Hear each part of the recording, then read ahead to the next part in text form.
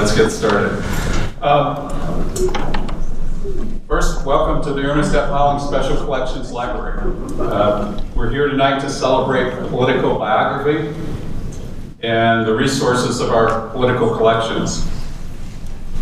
A lot of times people ask me what's one of the really most exciting parts of our library, and I almost always cite our political collections. It's okay. 4 million manuscripts in this collection. But even as I tell them how exciting the collection is, I almost always follow up and say that it's one of our collections that has not been used to its potential. How could that be? Such a great collection. Well, if we had a realtor here, they'd give you the answer. Location, location, location. And I say that because our South Carolina political collections spent the first 19 years of their 21 years of existence in a warehouse down next to the Colonial Center. I remember a number of years ago, President Palms wanted to take a quick trip down and see the political collections. This was about 11 o'clock in the morning.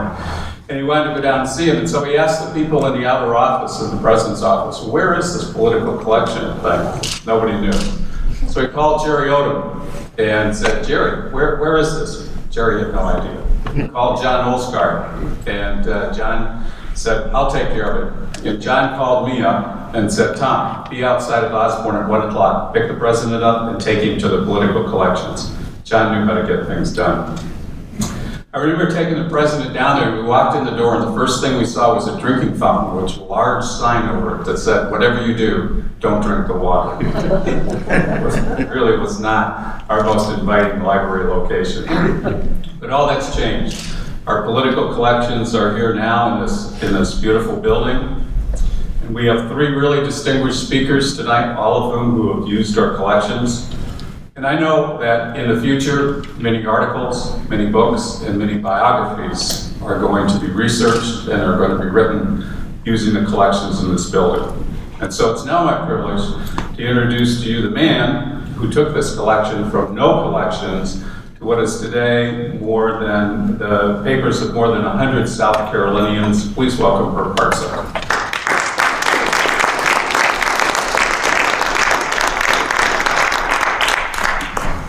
You know, Tom does like to talk about Pearl, and it's strange after working there almost 20 years, I really don't remember that place at all. We're really very pleased to present tonight a wonderful panel that will be discussing a fascinating topic, the art of political biography. I can't tell you how happy I am to have everyone here. I've wanted to have this kind of a panel for about 3 years now. And I'm willing to bet that many of us in this room stoked an early interest in history by reading biographies of great men and women. My elementary school library was chock full of biographies of people like George Washington, Abraham Lincoln, Nathaniel Greene, and Teddy Roosevelt. And I think in my elementary career, I read almost every biography in the library. And today, I think we're fascinated by the more sophisticated biographies of people like Walter Cronkite, Winston Churchill, and still a fascination with Abraham Lincoln and Teddy Roosevelt. And tonight, we'll hear from 3 biographers. They'll share insights about how they practice their very special and demanding craft. A quick housekeeping note, I'm going to introduce all 3 speakers in a minute. And then after our panelists complete their formal presentations, they'll take questions from the audience. Then we're going to have time for book signings and refreshments out in our gallery. And if you know somebody that might enjoy the panel but couldn't be with us tonight, we'll have a recording of tonight's event up on our website very shortly. British biographer Philip Wadhwani once opined, biography is a very definite region bounded on the north by history, on the south by fiction, on the east by obituary, and on the west by tedium. And Robert Caro more recently stated, you can use a biography to examine political power, but only if you pick the right guy. And of course, he chose Lyndon Baines Johnson. But he could just as easily have picked a South Carolinian, as our speakers have done. And I'm going to introduce all 3 in the order in which they'll speak this afternoon. Jack Bass is one of the foremost journalists and historians at work today. He's a native of North, South Carolina, and he likes to tell folks that North is 90 miles southeast of due west. While an undergraduate here, he was the editor of the Gamecock, and after graduation, he served in the Navy and then embarked on a journalism career. In 1968, Jack was named South Carolina's Newspaperman of the Year, and his first book, The Orangeburg Massacre, was written with colleague Jack Nelson and remains as relevant and important today as when it was first published in 1970. A distinguished list of subsequent books includes what I think is a minor marvel, his Palmetto State, The Making of Modern South Carolina, written with Scott Poole. It presents a short but compelling history of South Carolina, and I call it a marvel because while concise, Jack and Scott managed to present our state's history fully without losing the rich nuances that make it so fascinating. But I think Jack today will be talking chiefly about his work explaining the life and achievements of Strom Thurmond. Jack Roper, our second speaker, is the Richardson Professor of American History at Emory and Henry College in Virginia.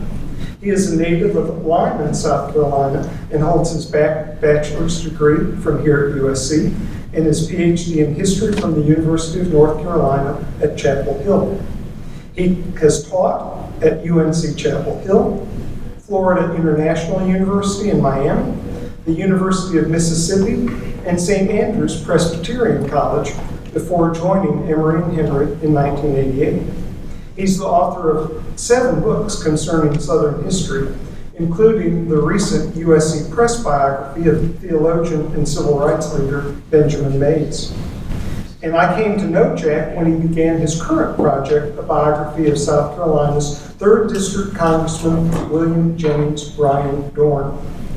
And one day I got to drive Mr. Dorn home to Greenwood from the VA hospital here in Columbia, and we passed by the Mays home.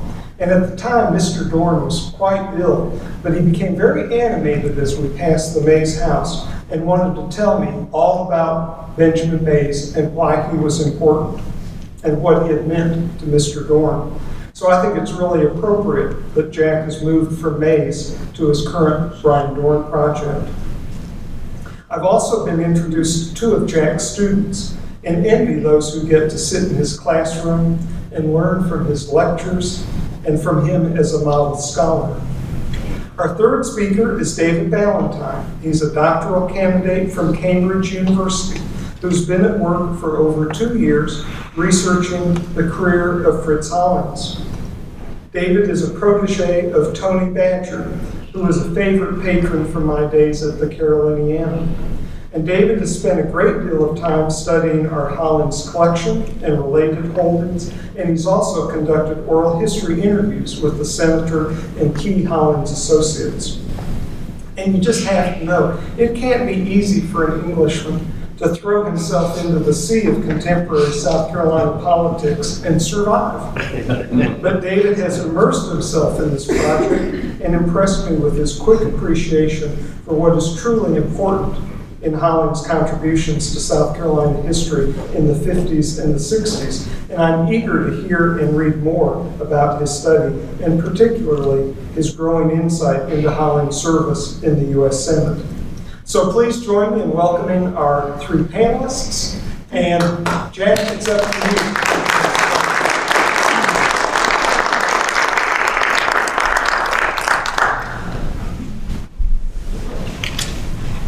Well, I've written 2 biographies of Strom Thurmond, the first of which was my dissertation at Emory, and known as Old Strom. And the second one is Strom, all caps, the complicated personal and political life of Strom Thurmond. And actually the best review for the second book came from Foreign Affairs Quarterly, which said it was a book that every non-Southerner and European interested in understanding the American South should read, so I don't mind plugging it a little bit. But the wonderful thing about writing about Strom is you were never tempted to make up anything. And Strom, I covered him as a reporter, and then I did the book, so I did a little bit more research. In fact, I really didn't want to interview him when I even did the first book, but I wanted to spend a day with him in Washington, so I called his personal secretary, who I knew, and I also knew that if you're from South Carolina, and so you need to speak to the senator that you get on. So I told him that. He said, well, we not get a lot of requests for interviews, we're not giving any, and can't make exceptions. So that was the way that went. And but Strom once called me a skunk. I was reporting on some stuff that, regardless of what it was a series of articles before even that happened. And he was upset, and there was another reporter with me, and he said, it's that skunk in the back seat. So the next week I get a little package in the mail. I was then the Columbia Bureau Chief for the Charlotte Observer. And it's U.S. Government Printing Office book on tributes and something else, memorials to El Mendo Rivers after his death, included my obit that began of all. Charleston has long been known for its three great rivers, the Ashley, the Cooper, and the Mendo. But a little note from Strom saying, Dear Jack, I thought you'd like to have a copy of this book of memorials and testimonials to our good friend Mendo Rivers.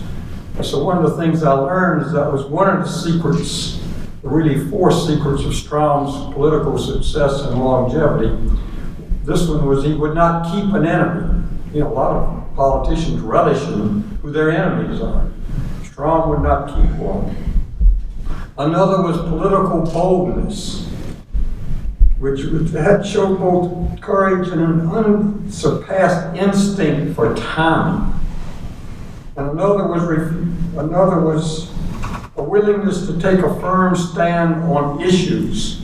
I remember in the 72 Senate race, I interviewed a textile worker at Pacific Mills when it was still a textile factory, coming off a shift change, and asked him who he was going to vote for president. He gave me this funny look and said, Nixon, like he didn't know anybody voted for McGovern. Didn't know why I was asking such a damn fool question. And I said, and how about the Senate? He said, Strom Thurmond. And I said, why? Without hesitation, he said, because he stands up for what he believes in, even when he's wrong. And which generates respect, when you for someone who stands up for their beliefs. And the final one was constituent service. The phone never rang more than twice in his office. Every letter that came in or the letter returned went out the next day. And so that was sort of, the four pillars of Strom's political longevity, I think. And but he also compartmentalized his life. Different parts of his life were different parts of him. And he's so shaped by the place where he grew up, Edgefield. I lived for 10 years in Oxford, Mississippi, home of William Faulkner, and I've maintained that Edgefield is the most southern place on earth. 10 governors of South Carolina came from Edgefield, as Strom put it one time, and his father would have been elected governor, quote, except he had to kill a man one time.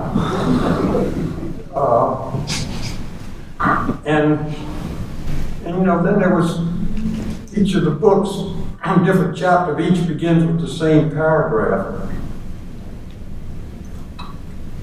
Of all the women ever romantically linked to Strom Thurmond, none was as deadly as Sue Lowe. The judge who sentenced her to the electric chair for murder called her crime, quote, the most cold-blooded in the history of the state. And when she was being transported from the women's penitentiary to the death house, which is where they stay for a few days while final court rulings are dismissed and so forth, Strom was in the back seat of the car. And according to the driver, there was a hugging and a kissing the whole way. Now, Nick Ziegler told me this story. It's not in his book. He told me a couple years ago when he ran against Strom in 1972. And Natalie and I were spending a night with his house. We were doing something at the Hollings Library. And he said he'd gone to see Gladys Johnston, the widow of Olin D. Johnston.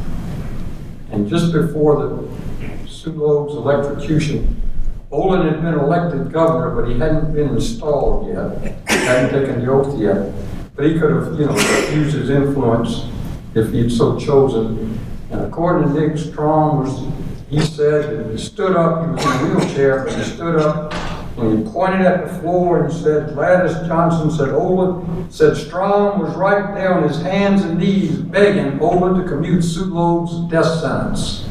And Olin said no. Now I'm going to come back to this story later because it gets in. But Strom had a maid in the house with an attractive woman when he was growing up, and she became impregnated by Strom. But they had a long relationship. This is Essie May's mother. And after Essie came out after Strom's death, I used to talk to her just about every week. And that was for quite a while when she was here. And I'd always get at least one nut. And it was, it's a complicated story and a complicated life. But, but Edgefield, you don't have to make up anything. I say, there were these two guys on the street corner, farmers wearing overalls, and they just sort of watching the cars go by. One of them spits some tobacco juice, says, did you hear the one about Strom and the abortion bill? I said, no.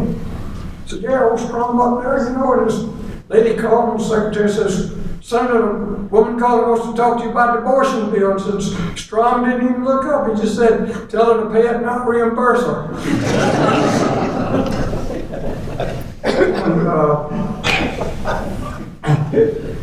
and so Strom's father was known among locals. Sometimes he was referred to as a very important person in Pitchfork Ben Tillman's closest lieutenants ran his campaign one year and told Strom, don't ever kill a man, you could be governor.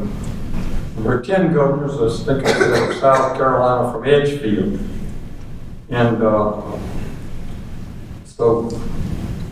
so you got all of this sort of Edgefield background. And then Strom, the first elected office was as county superintendent of education. And Sue Loeb used to sort of drive him around when he was campaigning. Then he hired her as third grade teacher, but she didn't have a high school diploma, and the other candidate was graduate of Winthrop College. And it is said, and I think reliably, they were found flagrante delicto on the school superintendent's desk. But Strom was very progressive as county superintendent. He brought in people from the State Board of Health to give children, black and white, physical examinations and dental examinations. He started a adult literacy program, which 90% of the participants were African American. And Majeska Simpkins went to see him when she was then a young woman. I was very impressed with what Strom was doing there. And Miss Simpkins' husband had been that big fellow, came from an Edgefield family.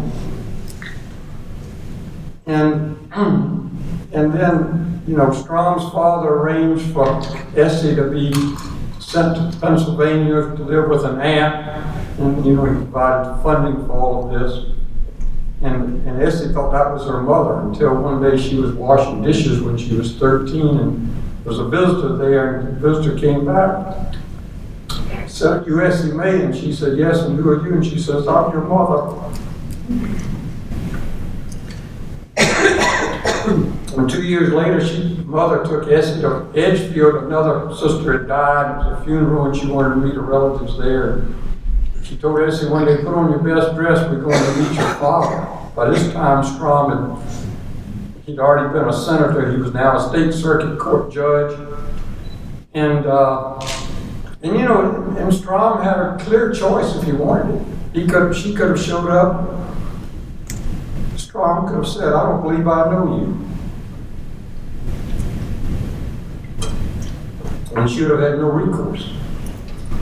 she takes Essie to the office, knocks on the door, and Strom says, come on in, and tells her to go sit in the waiting room a little bit. I don't know if he's thinking whether he's finishing up a letter or whether he's finishing up a court opinion. And he comes in and looks at Essie and he tells Carrie, he says, you know, that's a very attractive daughter you have. And she says, she's your daughter too.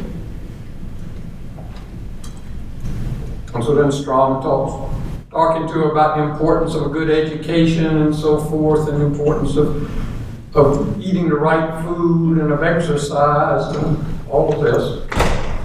And Essie before she met him, she didn't know her father was white. She was just thrilled to know she had a father. So then you have the whole business with, I won't get into the Silver episode. I told you enough that you need to know. And so Strom then volunteers for active duty December 8th, 1941. That was only a few weeks after there was a big shootout, which the sheriff got killed, and Sue and her husband and a couple of other people, gunfight, and Strom shows up, escorts her off, and then he decided that one family version is Strom volunteered the day after Pearl Harbor because he was so patriotic and so forth, and he'd been in the ROTC at Clemson. The other version is he was trying to get the hell out of Dodge, but it depends on who you talk to in Edgefield. But then he goes in the military, he was on leave at the time of that ride to the death house. And then on D-Day, even though he's in a non-combat unit, he talks his way into getting aboard the final glider that goes across the English Channel. And it comes under some heavy fire, and there's about a 30-second delay in releasing the glider, so it goes deeper in the German lines than expected, and the problem gets scratched up, and everybody gets banged up a little bit. And but anyway, he then has, you can say, Strom is all setting this up for a run for governor. And he's an Edgefield man, Edgefield men, they're fighters and lovers, so and so when he's coming, after he gets released from the military in 1946, as soon as he's riding with the guy from Florence, and as soon as they hit the South Carolina border, Strom would tell him to stop, and he goes in shaking hands at all the service stations with all the personnel, and so he's Strom Thurmond, he's going to be running for governor. And he gets elected governor, and he's a New Deal Democrat. The last lynching occurred right after Strom became governor. He called in the FBI to investigate, got the best prosecutor in the state. He did not get a conviction, but he got a very favorable editorial in the New York Times. And John Gunther's book, Inside USA, which came out in 1948, referred to Strom Thurmond as the liberal governor of South Carolina. Appoints the first black person in any state board or commission since Reconstruction. He calls for an end to the poll tax and starts area trade schools, which is sort of a precursor of the tech system. And he gets elected, and in fall of 1947, October 47, for some reason, it's also the month he gets married to Jean, his first wife, and he's in Kentucky for some conference, and he's on radio, and Ted says, well, those of us who share a liberal political philosophy should be supporting Harry Truman for president next year. And then Truman's Civil Rights Commission issues its report, which is not exactly favorable to the South. It's not an attack, but it sort of impugns the honor of the South a little bit, which is the honor of Taylor, the big deal with Edgefield.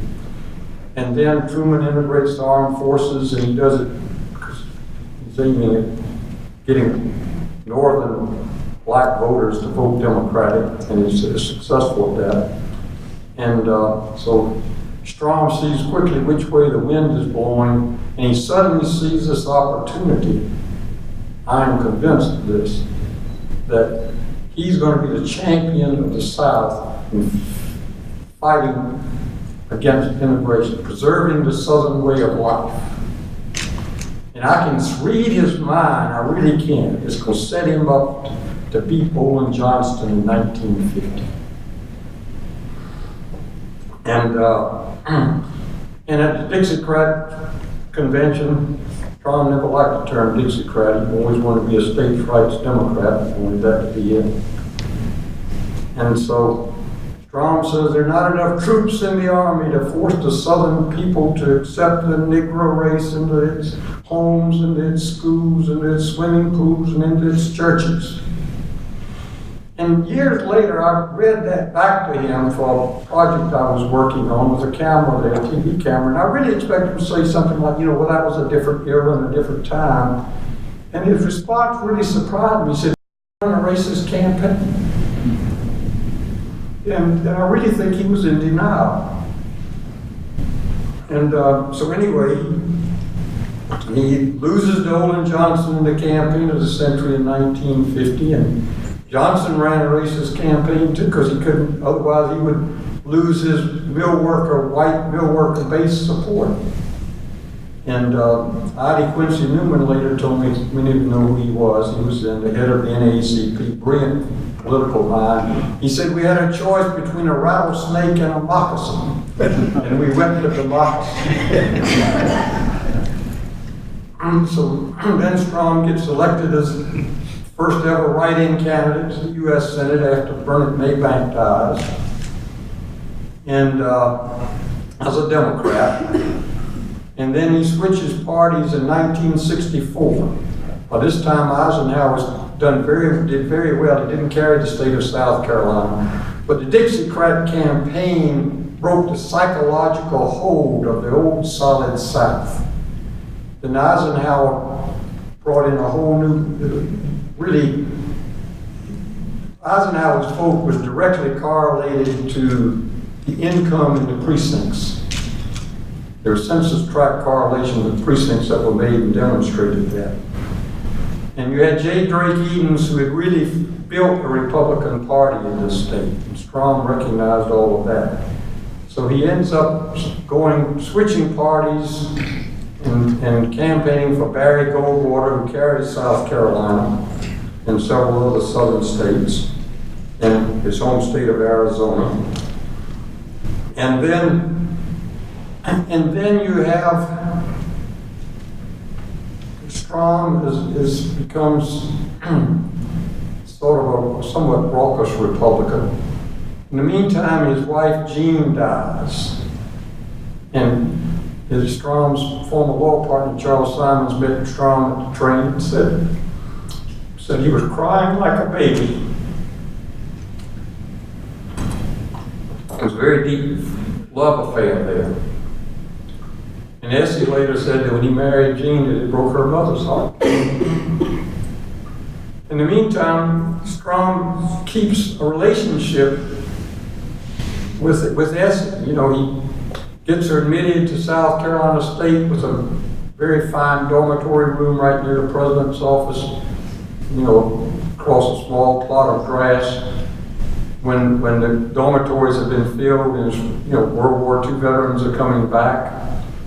And he was chairman of the board of trustees by ex officio, and he'd always go to the meetings and say, "There's this girl from my hometown I'd like to see." And the president's assistant would go find Essie, and then she would meet with Strom and Jean, and then the driver of the car that took Sulo to the death house, Strom named him chief of colored help, telling him, I guess I can trust you."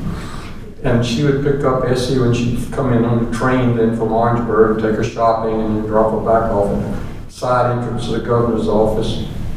And so you got this complicated life. And then Matthew Perry was also a classmate And he, he met his wife there and went that way. And Essie married another law student at the time. But he knew Essie pleasantly.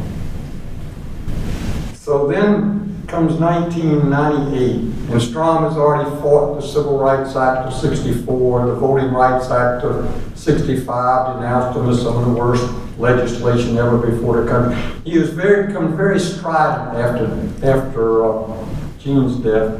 In 1967, Richard Nixon, dressed as a big Republican thing here, Harry Dent and he says something nice about Strom. I forget what the exact words were, but it was, that he's a fine public servant or whatever, man who stands up for what he believes in. And Harry Dent takes him to the airport, and the Pepsi company jet is arriving late, and they sit there, and Dent asks Nixon, is he going to run next year? He says, well, he's just concerned about George Wallace. And Dent said, well, Strom can take care of that for you. Nixon says he would do that for me. Anyway, the next June of 68, there's a meeting of Southern Republican leadership in Atlanta, and Strom and Nixon ride in a car from downtown Atlanta to the airport, and Strom and Nixon agree on anti-communism, and they agree on a strong military. And Nixon says he will appoint strict constructionists to the Supreme Court, which is all Strom really wanted to do. And so I covered the 68 Republican National Convention. And Strom was everywhere, putting out fires in the Southern delegation. Strom had a first-rate mind. He might try to hide from the public. He just wanted the people to know.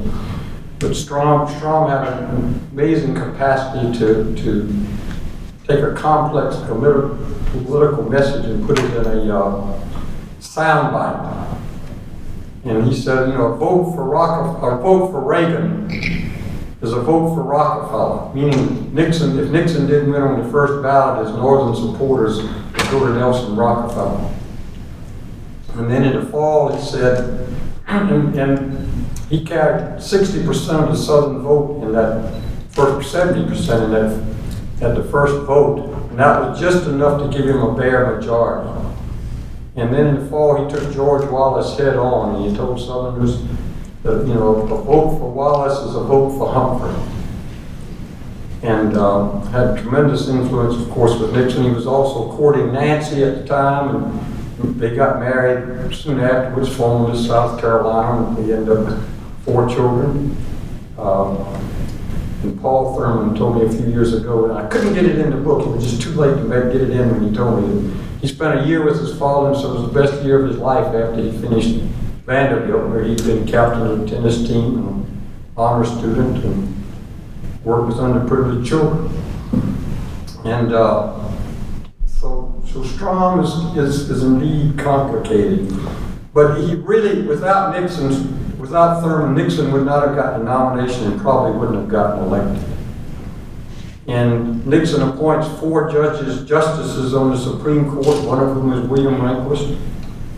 And when you have somebody who changes the direction of the U.S. Supreme Court, that is indeed a very powerful political legacy, and also changes the direction of the Republican Party, which then develops the Southern strategy nationally. And yet when Nixon began getting in trouble with the Watergate stuff, the Hampton Watermelon Festival in those days, which was a big political event, and Don Fowler was there and heard Strom Thurmond say, something like, Richard Nixon better really come clean or he's going to be in real trouble. And Fowler said he almost fell down when he heard that.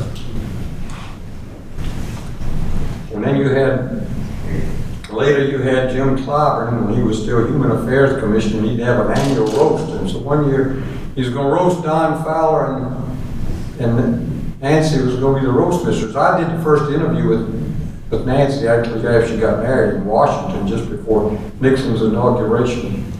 It was sort of, apple pie, lovely girl next door, and she was. And so when Clyburn is introducing the head table, he introduces Strom is sitting next to Clyburn's wife, Emily, and he said, now, son, you keep your hands on top of the desk, top of the table, because that's my wife you sit next to. So that was sort of the tone for the evening. And then you have Albert Watson and John West Senate race, and suddenly Watson runs a racist campaign by any standard and loses. And everybody's telling Strom you need to change, and he hires Thomas Moss, who had been head of the voter education project in South Carolina. And Moss had been president of a biracial local meatpackers union in Orangeburg.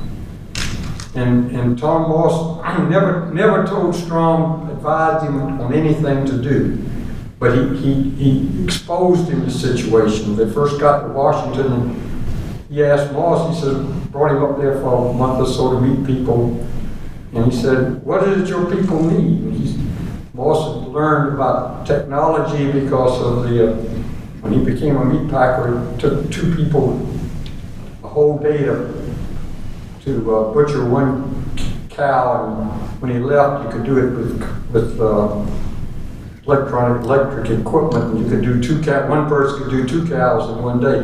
And he's talked about the needs for historically black colleges to have better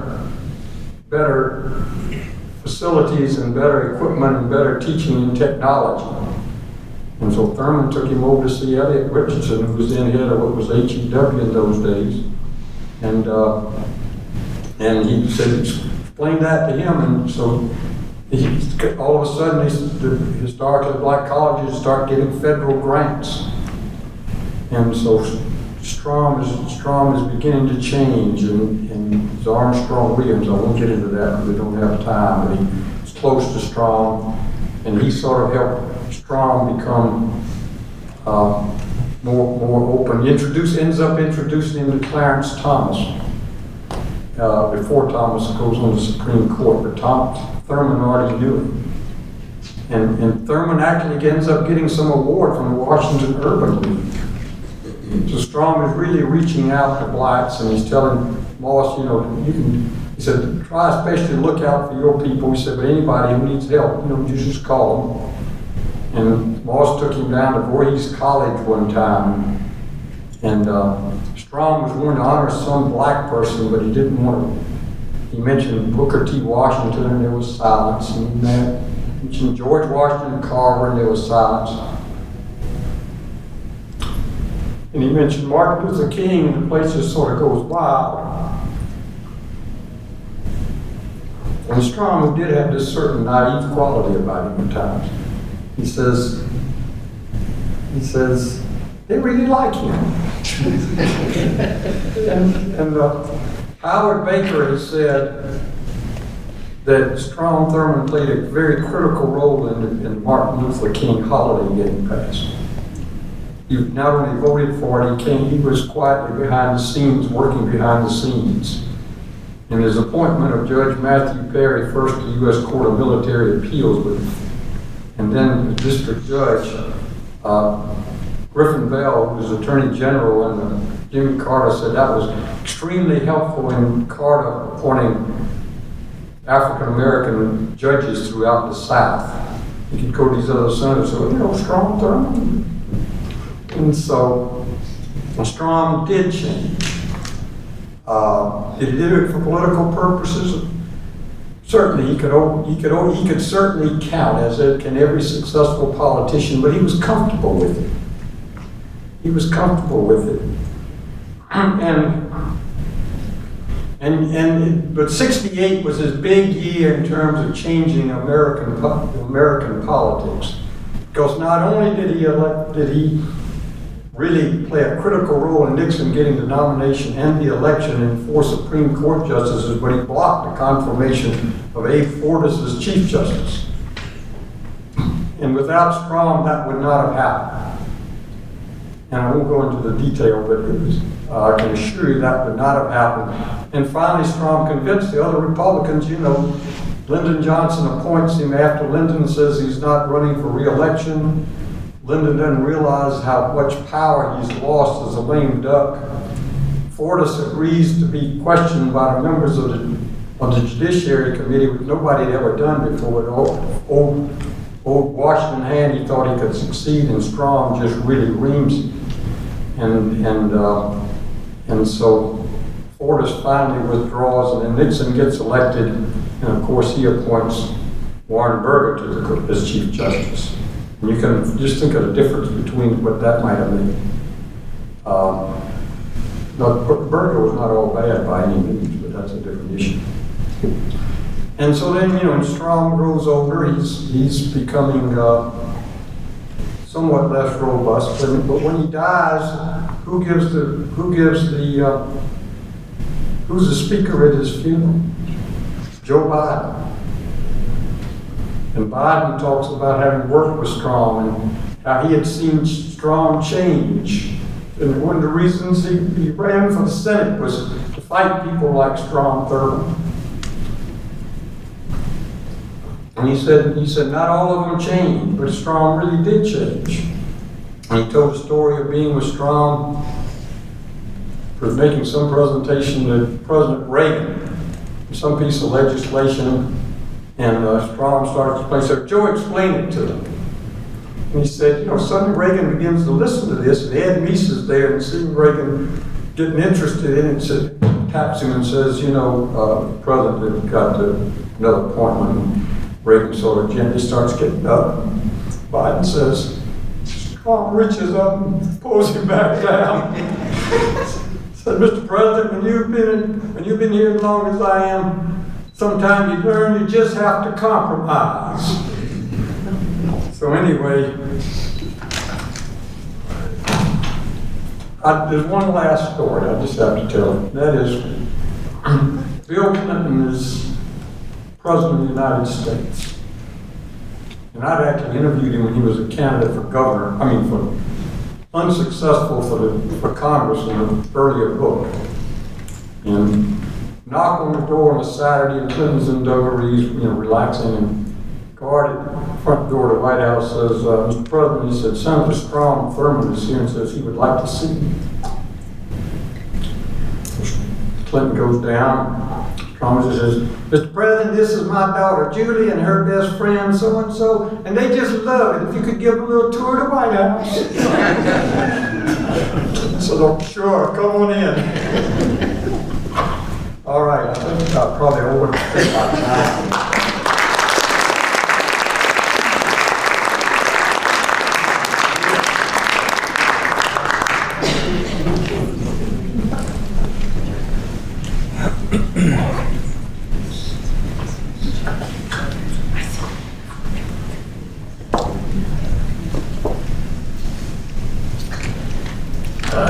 I should reveal Jack Bass is a hero to me, and I probably should also reveal that mill you're talking about, my daddy worked there.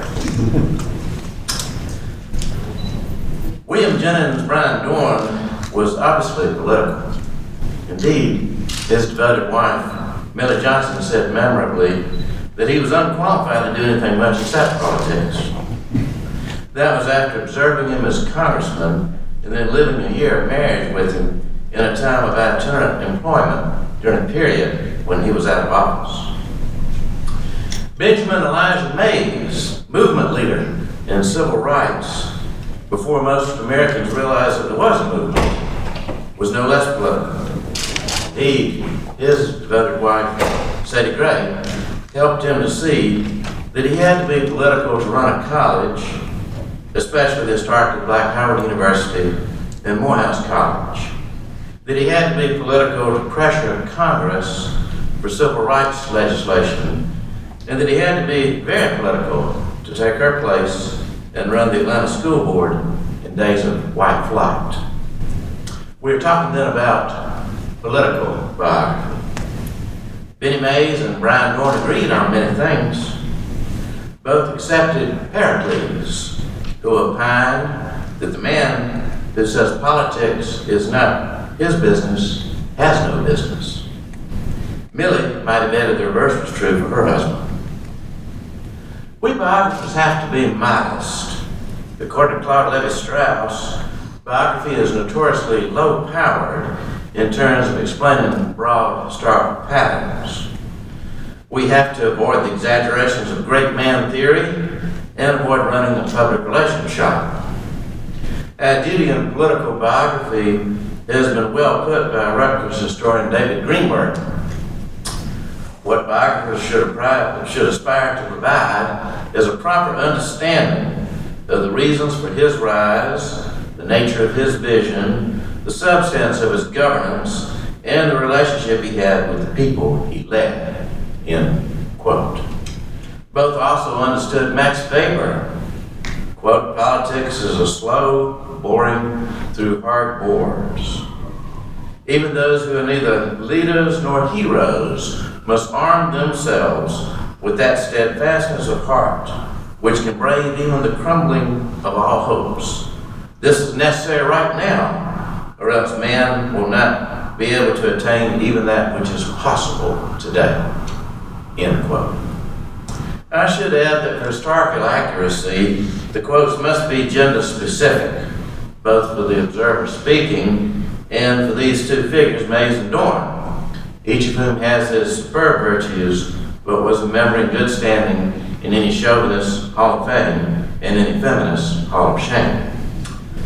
That was so even and especially because Mays and Dorn each worked with wives and mothers who lived and moved and had their being well outside the normally sketched bounds of the Southern lady, either race.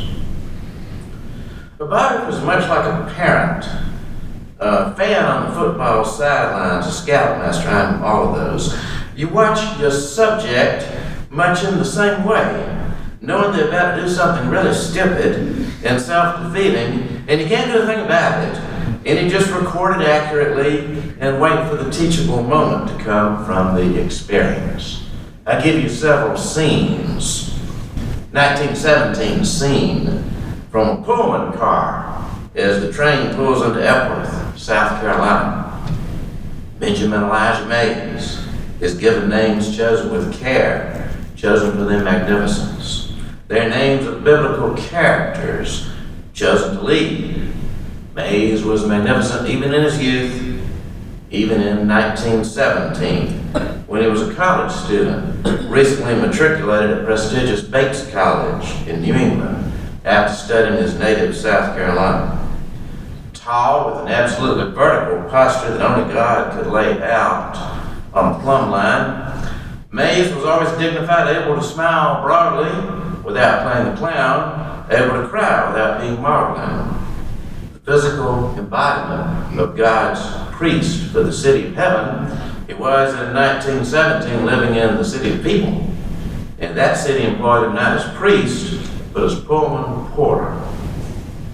In the summer days when Bates College was not in session, Benny Mays earned money on the passenger train running out of Boston, the hub of his adoptive Yankee region.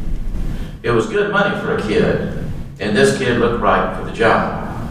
The carriage, the visage, the body, the voice, the manners were all perfect for a porter on a Pullman car in 1917. Perfectly understandable, too, was the emotion he recorded to describe how he felt for several summers. That is, the emotion was understandable if you remember that the inhabitants of the city of people are created a little less than angels. He was waiting anxiously to see Dr. Wallace Payne, a physician from Epworth, in the student porter's native Greenwood County. When Mays was a child, he had called this place Rambo instead of Epworth, and many African Americans still call the Crossroads community Rambo. As the train moved southward, Mays watched eagerly. Surely, one of these days, on one of these runs, Dr. Payne from Epworth would board Mays's car. When Dr. Payne did climb aboard, Mays the Magnificent intended to avenge himself. In 1915, the doctor had struck Mays in front of the Epworth Postal Station, and the youth had never forgotten. Now, the aggrieved youth was a porter on a train, and he is trusted to be alone and unsupervised with white passengers. There was a lot of time and there's surely a lot of places where a white passenger would be alone with Mays, without witnesses, without defenses. In the city of people, passenger train was a good place for the sin contemplated by the magnificent woman. He was going to arrange for the good physician to heal himself after a terrible beating.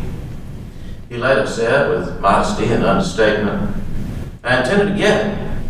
I guess he should be glad, because if I had ever met him there, I would have paid him in kind and more. I was not as nonviolent then as I am now."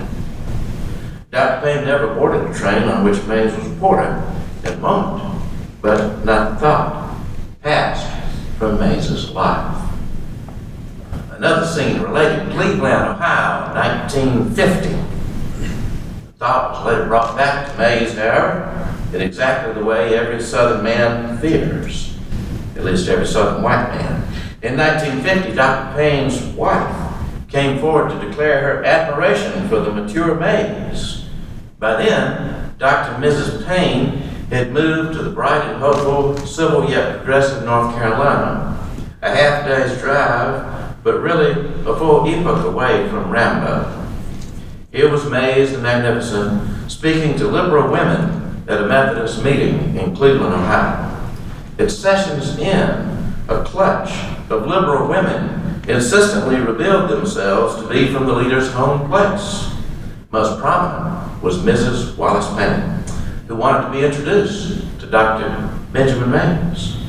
Even in the Civil Rights Movement, even in attempting a rebellion of the most radical sort by treating an African American man as social equal and intellectual mentor, Mrs. Payne was yet down home and still a sandliner. She was determined to establish the hometown connection, to share names of people commonly known in their old home place. Evidently, she and her physician husband had never talked about how he beat young Mays in 1950. But the magnificent Mays was still that youth, and the sore was still festering there. Whether the larger hurt was guilt over his continuing desire to flail Dr. Payne, or regret that he'd never done so, the memoir writer does not say. But he did say that it was uncomfortable standing there, being polite to Mrs. Payne, while she went on and on about his importance to the movement. He suggested that she sounded, and probably was, absolutely sincere. Thus he maintained deportment, retained dignity, and was polite, perhaps appearing interested in what she had to say. He was not Jesus nor even Gandhi, and he used his memoir, Born to Rebel, to settle the debt.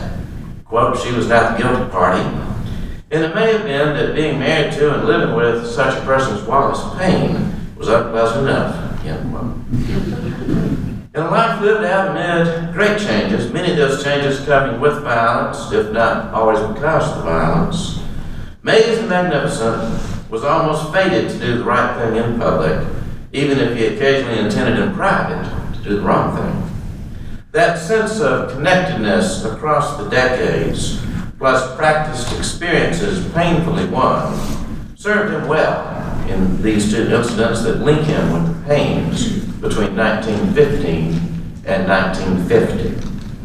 The poetic roundness and the prophetic nature of these two incidents involving the same white couple reveal many things, not least that the South Carolina countryside was not about to relinquish claim on its son. To lead rebellion, Mays had to live out a career all but overwhelmed by the darkest regional history and the brightest personal destiny. Only by constantly reminding himself and the rest of us that he was so chosen could he get to the challenge of it all. Another scene, Congressional Office Building, Washington, D.C., 1958. Please help us, or we have helped you. The letters were there as usual, and his secretary was answering them. They all said the same thing. A plant manager had given his mill hands a mimeograph sheet that said to write Congressman Dorn about fair trade and cheap labor competition from abroad. It was orchestrated. Many workers sent in the sheet and signed it on the bottom. but it was not completely orchestrated. Many others, especially women mill workers, wrote on lined paper in their own words and signed with care on the bottom. Please help us, for we have helped you. Please help us if you can, and I'll always help you. We work 6 days a week, then 5, now 4, and they say soon 3. The plant may close. Don't forget us. Many of the women added something the plant manager had not thought to suggest. P.S. I want you to answer me. It most touching in the careful, cursive writing of a one-time schoolgirl who dreamed now of Clemson College for her boys. We trust in you. Please answer. It was 1958. Congressman William Jennings Bryan Dorn sat in a stuffed leather chair in his offices in the nation's capital. His dark hair was thinning now, and no blue-black forelock tumbled down into his eyes as it once did. In fact, his hair had receded, laying bare his broad forehead. He had picked up weight amidships, and he nowadays disliked being photographed without his jacket and tie.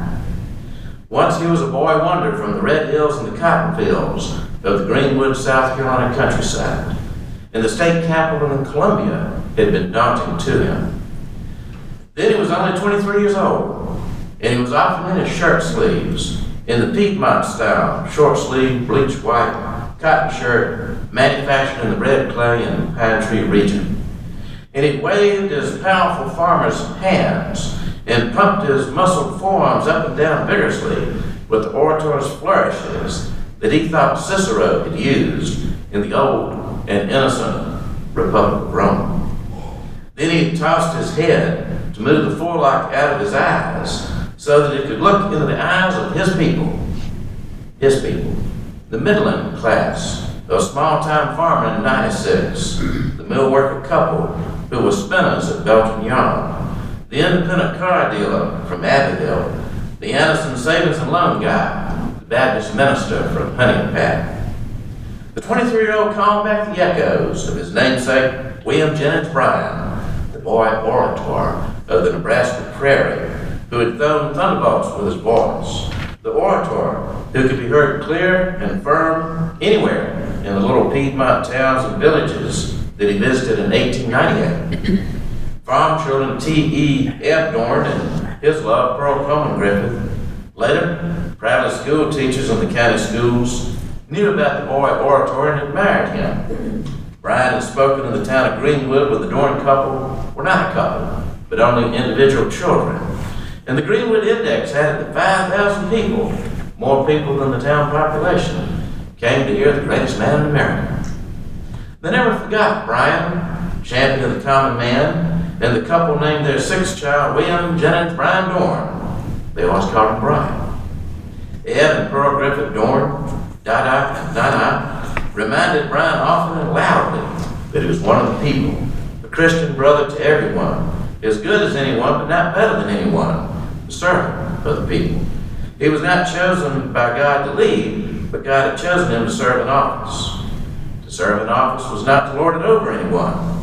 There was only one Lord, and no man should pretend to be a king, and certainly not a lord.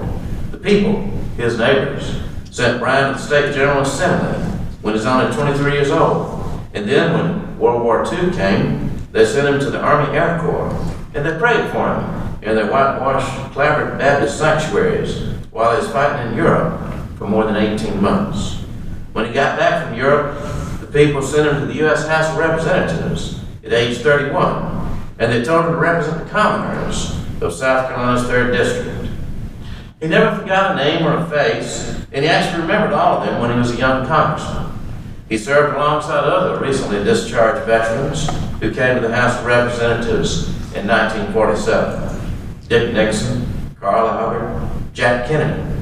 All of these young congressmen remembered the folk back home who sent them to D.C., and they palled around with each other, and they reminded each other it was a miracle to be free and an honor to serve the common people. The handsome Kennedy was lace-curtain Irish and rich, and he joshed Bryan Dorn about his twangy accent, as Dorn joshed Kennedy about his sharp Brookline Irishisms. But they respected each other, and they reminded each other that there were working-class folk back home who were counting on them. And now, it was 1958, there was a recession. He took off his jacket, he rolled up his long-sleeved dress shirt, sliding its expensive poplin up still powerful forearms.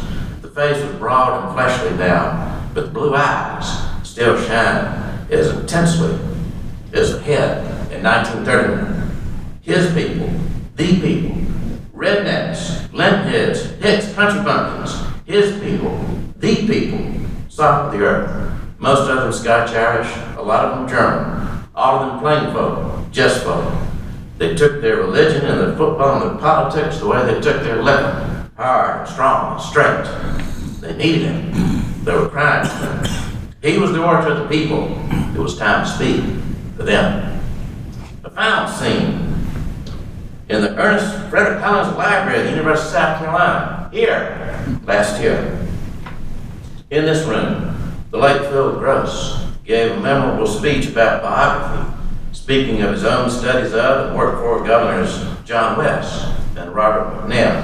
He said, and I'll never forget how he said it, he said, South Carolina politics has not always been dominated by bottom feeders. We should never forget that. As we look at Benny Mays and Brian Dorn, and certainly not as we look with authors Ballentine and Bass at Fritz Hollings and Strom Thurmond. Phil Gross's subjects, like each of ours represented on the dais, were quite human, sweaty and scarred with real flaws, but none was a bottom feeder. Each is, in fact, what Sidney Hook called the best of democratic history, not claiming to be a hero, but claiming to be a teacher and a preacher for the larger democratic society.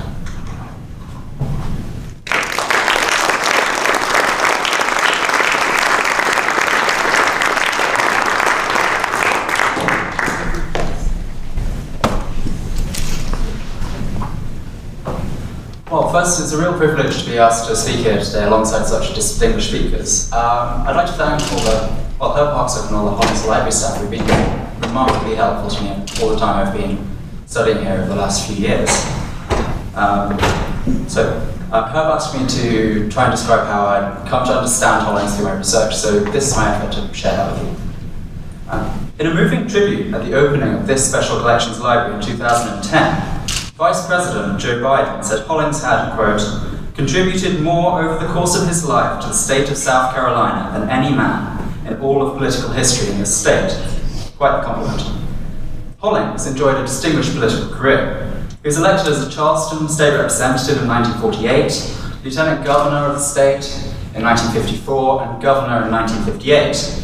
After failing to unseat Senator Olin Johnson in 1962, who beat Thurmond as well in 1950, he won a special election to complete Johnston's unexpired term in 1966 and served in the Senate until his retirement in 2005.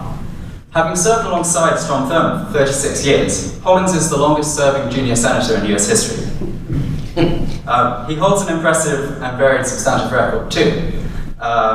For his championing of a sales tax to improve school conditions as a state legislator, to his work as a US Senator in advocating for expanded federal feeding programs, in oceanic preservation, in campaign finance reform, and even in co-sponsoring the recently lapsed Violence Against Women Act. He was willing to take unpopular and politically dangerous stands. 50 years ago, in his closing speech to the General Assembly as governor, he urged legislators to accept the desegregation of Clemson peacefully, dubbed an act of conscience by Mayor Joe Riley. His testimony to a US Senate Special Committee on the extent of hunger in South Carolina in 1969, and his subsequent advocacy for increased food stamp spending also reveals his risk-taking streak. The man who's emerged from my research is a hard-nosed, charismatic politician who inspired a loyal personal following. First of all, I'd like to give a brief note on how, as a British undergrad, I came to be interested in Southern US history, and particularly Hollings. So as an undergrad at Cambridge, I became interested in Southern politics through my American history courses, particularly in democratic politics after the passage of the Voting Rights Act and how Democrats managed to piece together these really varied coalitions and still win and remain viable.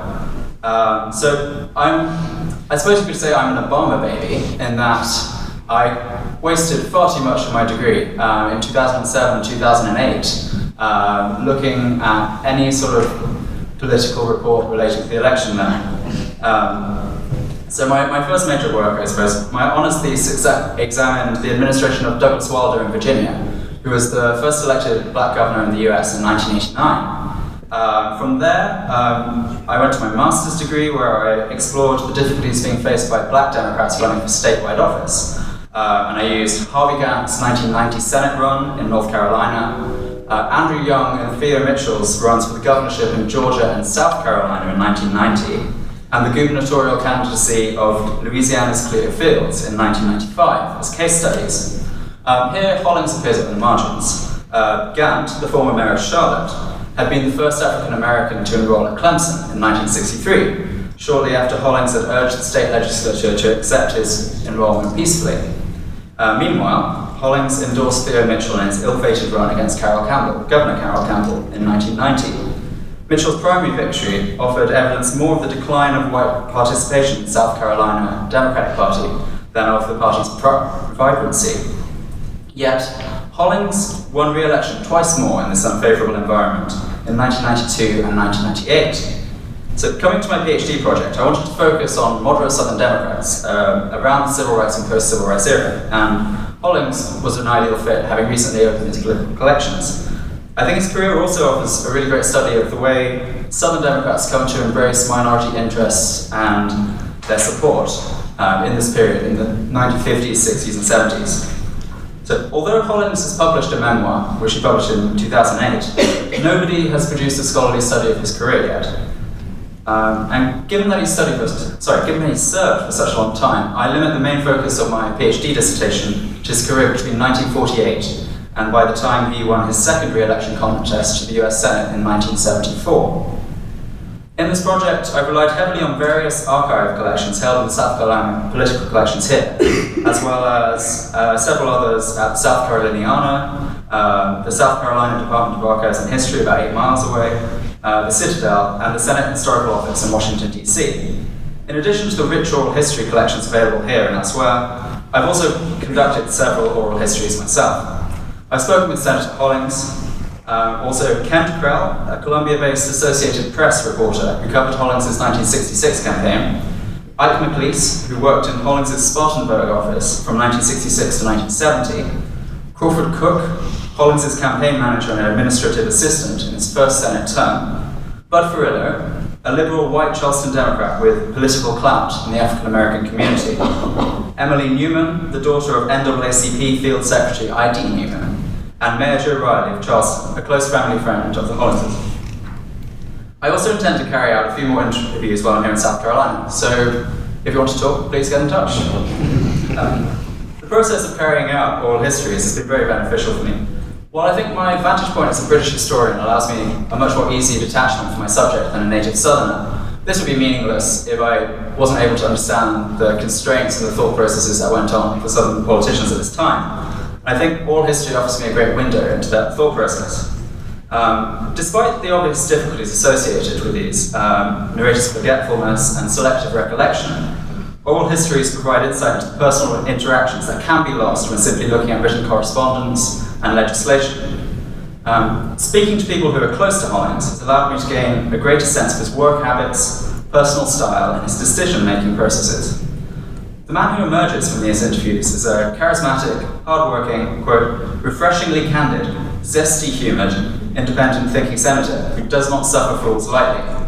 As an example of his sharp tongue, shall we say, in 1990, on ABC's This Week, he appeared to talk about the danger of textile imports in the US, coming into the US. And the host, Sam Donaldson, asked him about the Korean suit that he happened to be wearing at the time. And Hollings' response was, Sam, if you want to personalise it, I got it right down the street from where you got that wig. Hollings was not invited back. Also, without oral history testimony, I wouldn't have known several useful tidbits about his career. For example, Hollings always had the last word in writing his own constituent newsletters, which makes them a really useful source for knowing how he wants to be perceived by his constituents. These oral histories have been particularly useful for exposing the shortcomings of my own thinking and have added interesting wrinkles to my research, which I hope to bring out in the following whirlwind overview of my work. I first address Hollings' early life and career up to his election as governor. Born in 1922 to a family of modest means in Charleston, he grew up during the Great Depression before ascending the Citadel. He graduated there in the class of 1942 alongside John West and several other important political figures of the state later on. And then he served in North Africa and Europe during World War II, before coming back to South Carolina and attending the USC Law School. After a short period working as a lawyer in Charleston, he won election to the South Carolina House in 1948, in the aftermath of the Brown v. Baskin ruling, which opened up the Democratic primary to African American voters. Hollings gave an early indication of deviation from Southern racial orthodoxy at the time, when he answered a questionnaire from the conservative News and Courier of Charleston, which asked him whether he'd solicit black support. Hollings responded, "Do you or do you not solicit Negro subscribers and advertisers to your newspaper?" Hollings displayed an early interest in education with his demand for a sales tax to fund school improvements shortly after entering office, a theme that he continued throughout his career. Hollings recounted to civic groups the frustration he felt upon traveling with the Charleston County Schools Commissioner to a one-room school on Johns Island, ironically named the Promised Land. His advocacy, coupled with the prestigious Governor James Burns's support, facilitated the passage of a 3% sales tax to fund a school equalization program in 1951. As with the vast majority of Southern politicians in the 1950s, Hollings was a segregationist, and emphasized this point in his campaigns for lieutenant governor and governor in 1954 and 58, respectively. Yet, unlike many ardent segregationists, Governor Burns included, Hollings did not contemplate the closure of the state's public school system to avoid desegregation. This action hints at a certain moderation on racial matters, an issue I explore more closely when I examine his governorship. Hollings is widely recognized as the first modern governor in South Carolina, particularly on economic issues. He pursued industrial prospects more vigorously than previous governors had done, and the annual value of new industrial investments in the state surpassed the levels witnessed before. Hollings also oversaw personnel and structural changes to the mechanisms for attracting outside investment to the state. He poached a number of key figures from North Carolina to come down to South Carolina, and even on occasions pretended to be Governor Hodges of North Carolina to secure interviews throughout New York when trying to talk with industrial executives.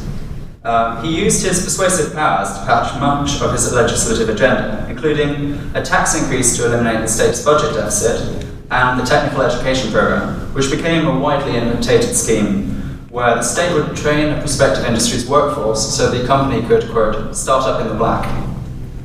Simultaneous with Hollings' industrializing efforts, by the late 1950s there were an increasing number of legal attacks against the constitutionality of South Carolina's racial caste system.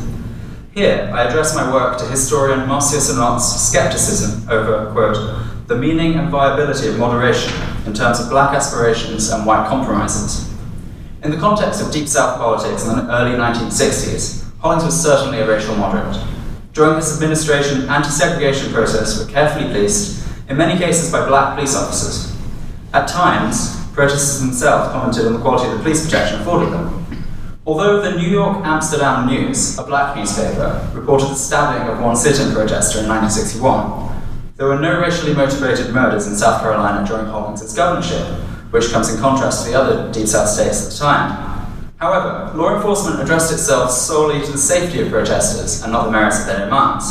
And as a result, protests were routinely broken up and demonstrators charged with breach of the peace, a practice that was later deemed unconstitutional in the Supreme Court's Edwards ruling in 1963.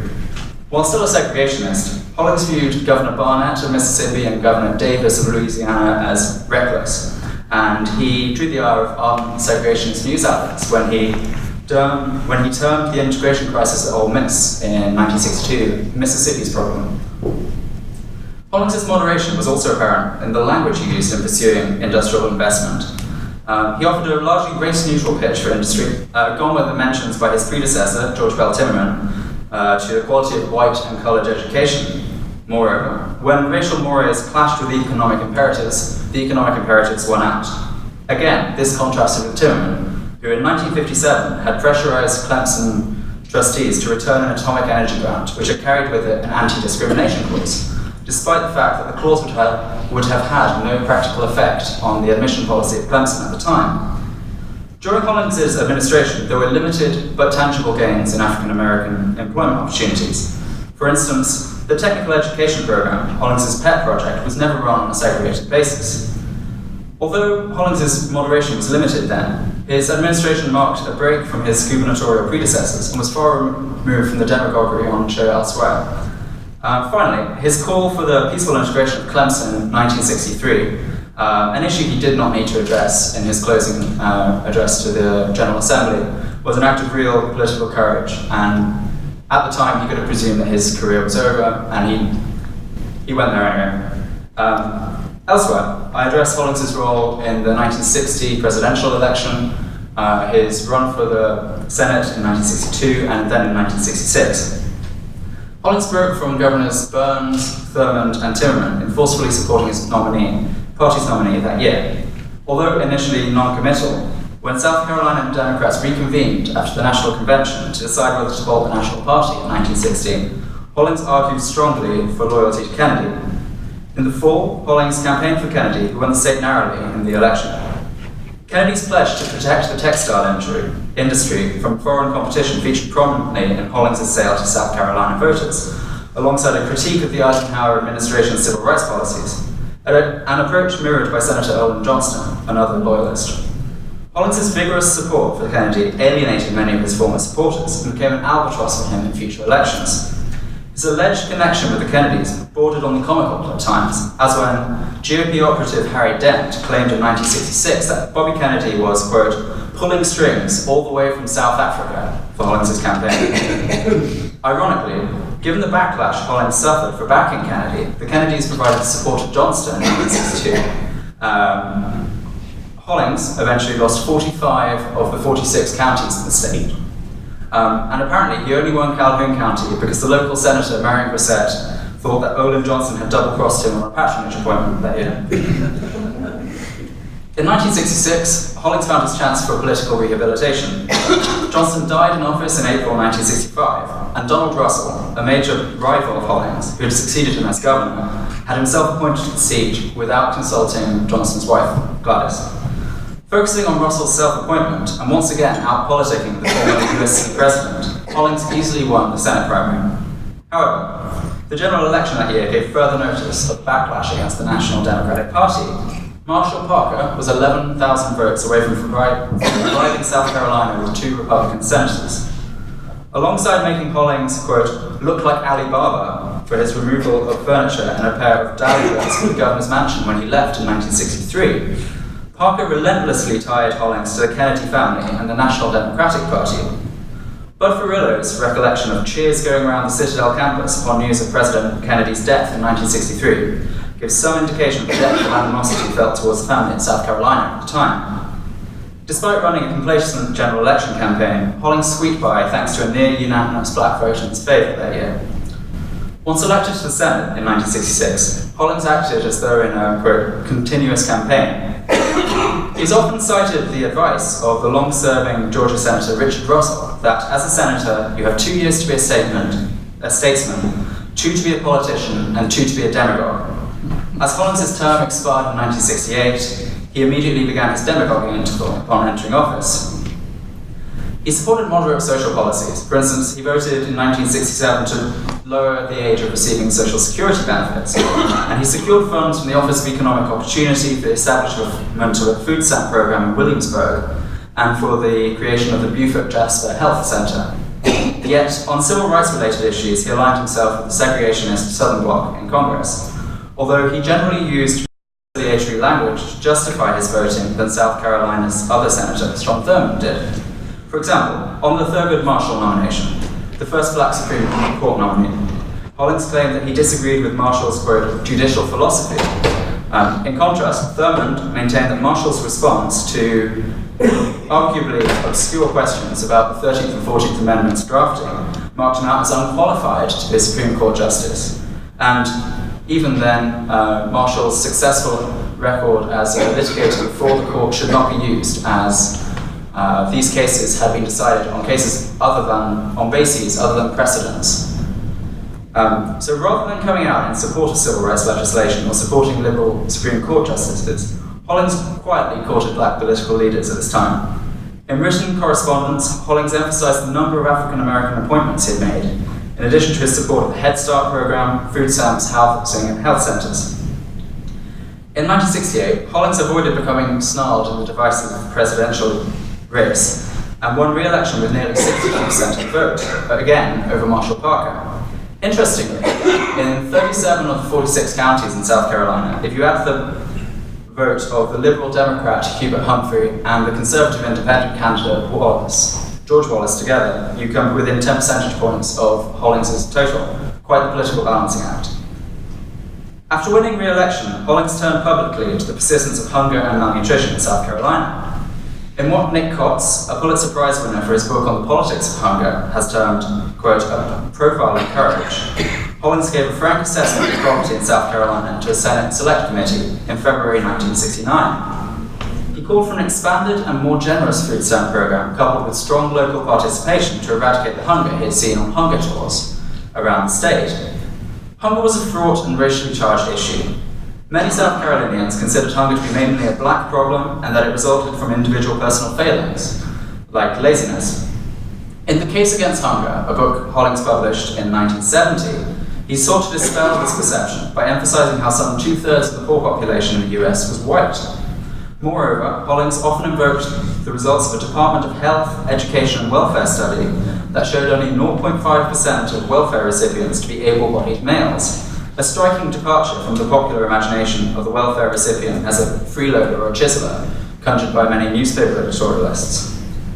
Hollings argued that spending more money on feeding programs was actually a fiscally conservative strategy, because malnourished children did not receive the nutrients needed for brain development in their early years and were left mentally stunted and unable to prosper in school. Subsequently, they'd drop out and appear on the penal or welfare rolls. So Hollings counseled, quote, "It's cheaper to feed the child than to jail the man."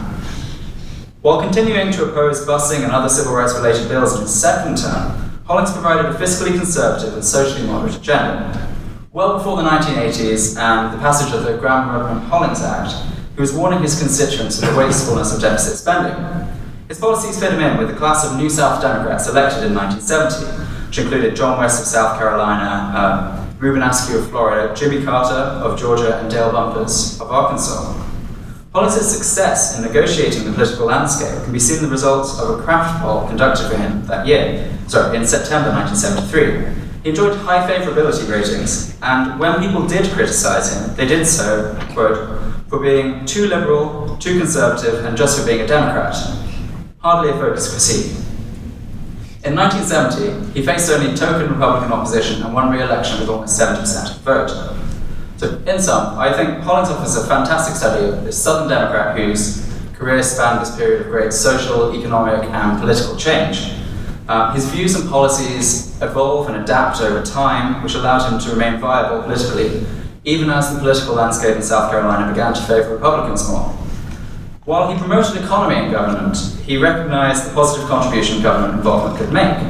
In a 2004 interview on 60 Minutes, he remarked that, quote, "We believe in feeding the hungry and housing the homeless and educating the uninformed and everything else like that, and we the people, in order to form a more perfect union."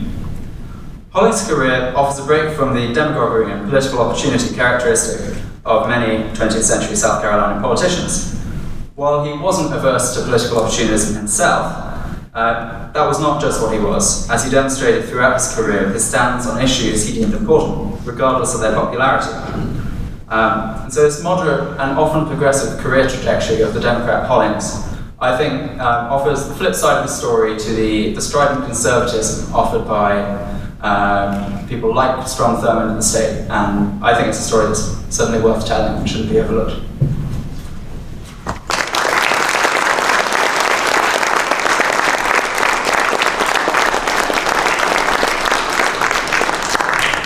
Well, we're running a little late, but we do want to take a few questions, and I do want to remind you too, after this is over, there are refreshments, there's book signings. We also have a really great exhibit out in our gallery. It's put up by Dorothy Walker and Lori Schwartz, and it portrays public servants and their constituents. And it's a really fun exhibit. I hope you enjoy it. There are a number of really just delightful pictures of the gentleman who won Mr. Dorn's seat in Congress and went on to craft an equally impressive record of service, the Honorable Butler Derrick, who is with us tonight.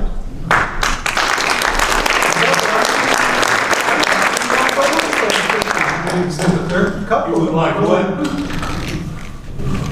And questions. Let's take at least 3 questions, perhaps one for each of our authors.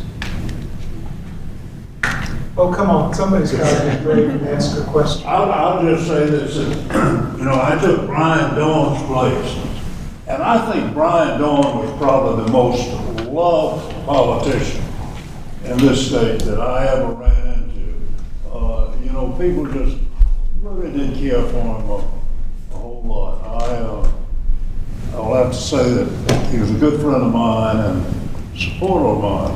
I remember when he ran in the general election for governor in 1974, he was sitting down on television, he pulled up and scratched his leg in between his sock and his pants, and I said to myself, Brian, I don't think you're going to make it. But he was a wonderful person.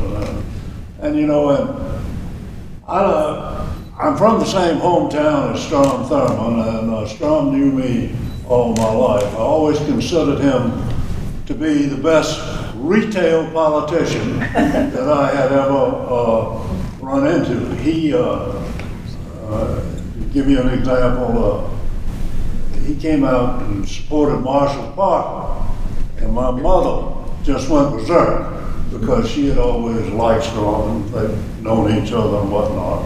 And I said, Mama, he's the head of the Republican Party in the state. I said, he has no alternative other than to do that. I said, Strom's not going to do me any harm, I can tell you that. So my father died shortly thereafter, and he called my mother, and then he came by and brought Nancy, and then he came by and brought Nancy and the children and made a little contribution to some charity. And I always used to tease my mother as saying, when Strom left the last time, she said, old Strom isn't a bad sort after all, is he? And I think that he covered the ground very well. And I had offices next to him. I'll sit down a minute. I had offices next to him in Aiken for 20 years, and he was a charming fellow. I didn't agree with a lot of his politics, but he was an interesting guy. Any other questions before? Go ahead. I have one question for our young biographer of Senator Hollings. How did Fritz sell a 3% sales tax for schools to the General Assembly? Because there's no way in heck you could do that now. Well, I think he relied. You want to come up? I think he really benefited from Governor Burns, who was one of the most decorated politicians in South Carolina history. He had been senator, had served as Roosevelt's almost assistant president during the war, and then been Secretary of State, and then came back to run for governor. As Hollings tells it, Hollings had this idea for a sales tax before Burns became governor in the state, but nobody would take it up. And then he recounts a meeting with Burns at, I believe, his Isle of Palms residence, and discussing it there. And once he got Burns on board, someone with such prestige, I think that was the important, or he was the main moving force behind getting it passed.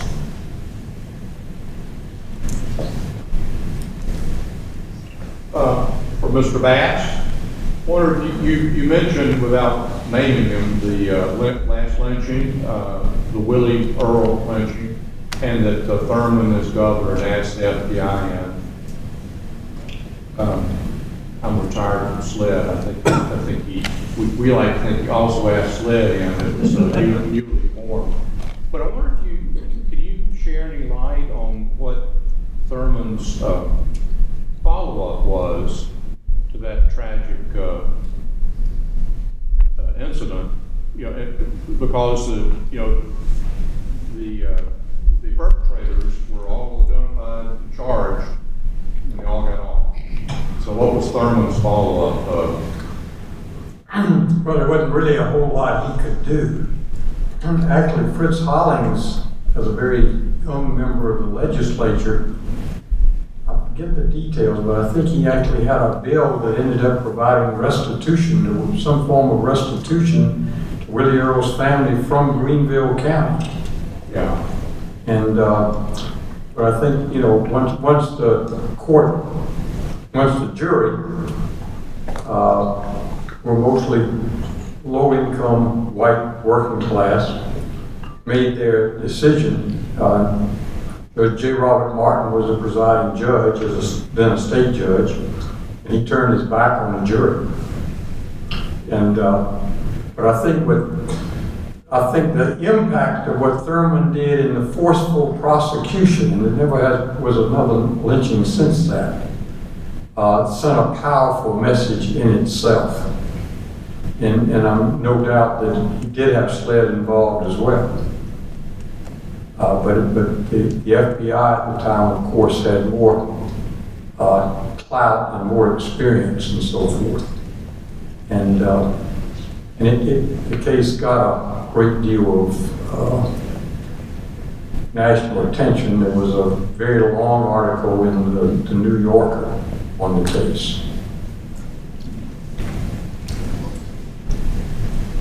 Our last question for Dr. I'm Biron. curious to know if any of the authors feel that the partisan, extremely partisan nature of politics makes it easier or more difficult to get an accurate picture of the people they're writing about. Who's going to take that? Dr. Roper, you have another review. Why don't you finish this off? Are you speaking of the context right now, or? Well, you address it from your context, but certainly if we think it's more partisan now. Fritz Hollings came back to South Carolina and said, not any fun anymore. But what we're seeing now, we don't hear a lot of middle assessments. It was always a contact sport, and pretty rough. I think in the old days, which weren't that long ago, people could still have a drink together and think of them.